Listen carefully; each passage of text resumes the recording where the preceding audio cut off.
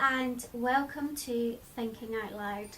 Today I've got a couple of questions given to me by my friends in the blogging world, and I thought I would share them with you with my answers. So, the first question is, what type of blindness/sight loss do you have? So for me, my blindness is a hereditary condition called uveitis iris, and I wasn't diagnosed with any sight issues until I was 14, but at the age of 23 my sight deteriorated so much that I now only have light perception. The second question is, do you have better hearing now that you can't see?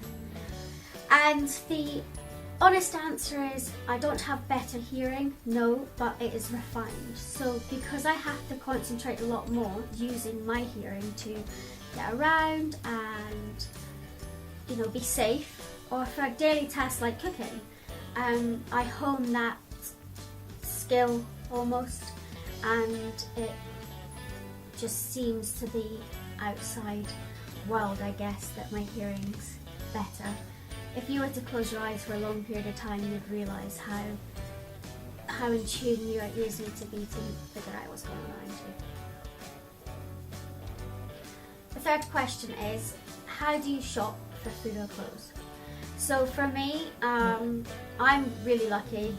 My partner, he is fully sighted, so I don't really have to stress about doing anything like that. So we'll go food shopping together, or he'll take me clothes shopping.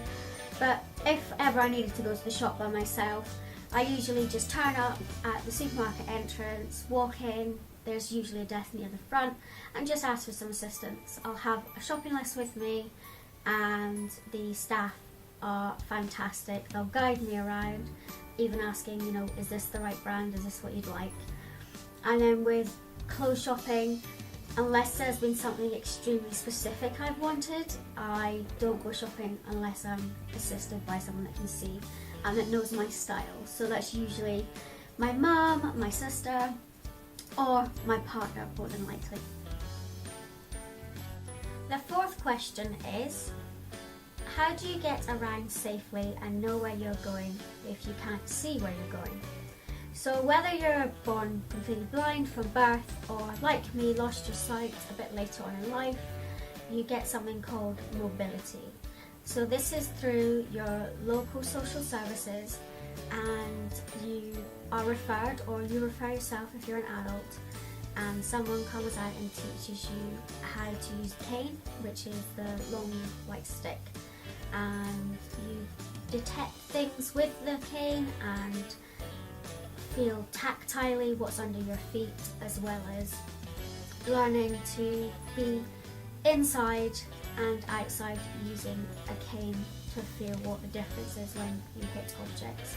So the cane definitely stops you from bashing into anything, but it will pick up all the objects, and when you are confident in that, then they sign you off so you can go and be free. Later on in life, a few years down the line from me losing my sight, I did apply for a guide dog, and I had to go through rigorous training for 4 whole weeks before I was even qualified to work with Ida, my guide dog. And from there, again, it's guide dogs that train you, but it's mobility all over again. So they teach you everything from where to stand and how to walk whilst holding on to the harness, and the dog is taught so many commands, but I will go into this in a later video. The question 5 is, what one thing do you wish that people did that would make your life easier? So I think just about every visually impaired person could probably agree on this, and it's for people to move out the way. I have had sight from birth, I lost my sight over time, and now I have none. And I have seen with my own eyes how ignorant people can be, and how they get caught up in their own world, you know. They don't realise that being on their phone and walking with their head down is going to impact a person with a cane or even a person pushing a pushchair. So I just want people to really be more aware of their social surroundings and, as I said, move out the way. And please don't jump over the cane at the last second, because 9 times out of 10 we'll catch your ankles, and that can actually cause you to take our cane out of our hands. So it's leaving us kind of unaided, and it's not very safe. So please just move out the way. Question 6 is, what is the hardest thing that you face in your day-to-day life? Ooh, that question, I think it changes over time, especially if you're new to sight loss. So maybe at the very beginning, for me, it was the confidence of being out and about by myself and not waiting for others to be by my side or guide me.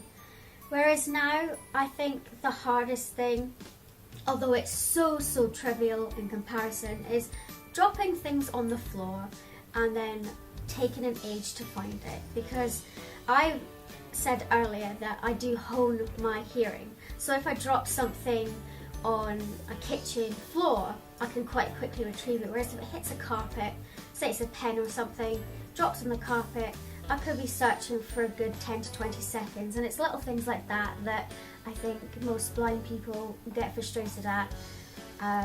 But it's, it doesn't really impact on my day-to-day life, thankfully, but it does get irritating. Question 7. Do you think that is something that you share with other blind people or disabled people, or is it something unique to you? So for me, if we go back to the previous question, I'd say confidence affects everyone. Having a lack of confidence or low self-esteem can impact you whether you're 12 years old in high school or 65 years old and going grocery shopping. If you add a disability into that mix, something like mental health illness, like anxiety or blindness or being in a wheelchair for whatever reason that may be, you have to feel confidence within yourself to get out and about and know that you can do this without the aid of others.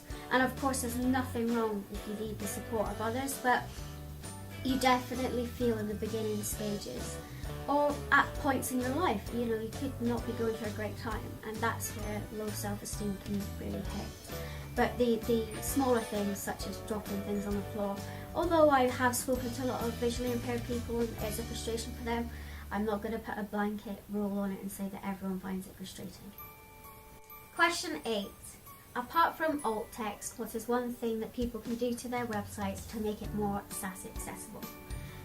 So just briefly, alt text is called alternative text and is read out by screen readers, but I will be going deeper into that in another video. So one thing you could do is label your buttons. If I'm on your website and I want to share something like your blog post but as a tweet, I will scroll down your page and hopefully it will say share. When it gets to the point where it says link, that means for me as a screen reader user, I don't know what that link means. It just says the word link. So if there's any way that you can change this to show me as a visually impaired person what your button is meant to be, then that would be great. And the final question is, do you have a wedding date set? So for those that don't know, I'm engaged, and yes, we have actually set the date. It's going to be in March 2020, but that's all I'm going to be telling you for now. There are some bits and bobs on the blog about wedding stuff, so go over there and check it out if you want to know a bit more. Thanks to everyone who sent me some questions.